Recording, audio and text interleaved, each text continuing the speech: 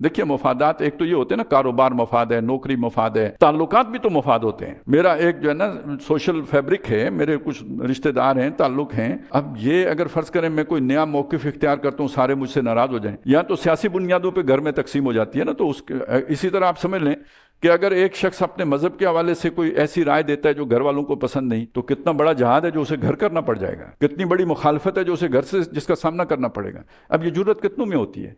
दोस्त अहबाब छूटने का खतरा हो, रिश्तेदार छूटने का खतरा हो। फिर सबसे बड़ा खतरे में कौन होता है? जिसके पास कोई मनसब हो, कोई लोग उसे पसंद करते हों, उसकी फॉलोइंग हो, फैन फॉलोइंग हो, और अगर वो कोई ऐसी बात करे जो उसके फॉलोअर्स को पसंद नहीं हो, और फिर ख़तरा ये हो कि एकदम जो है ना उसके, आजकल तो वो पेज के रीच का ही मसला होता है, तो कहीं वो कम होना हो जाए, रिपोर्ट ना हो जाए, और ये इस वजह से वो हक बात कह ना सके।